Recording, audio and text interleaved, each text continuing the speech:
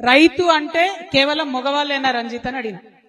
లేదక్క, రైతు అంటే పొలంలో ఖచ్చితంగా ఆడవాళ్ళు పనిచేయండి, పొలం వెళ్ళదు, ఆడవాళ్ళు కష్టపడింది ఏ పంట కూడా చేతికి రాదు.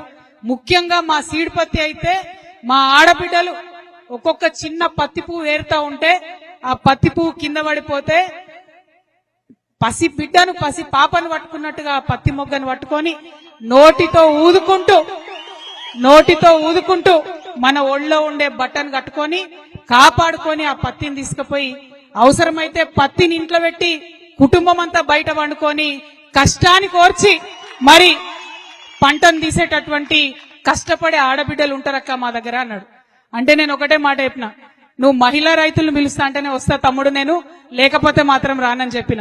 మాట ఇచ్చిండు, మహిళల్ని పిలుస్తాక అని చెప్పిండు.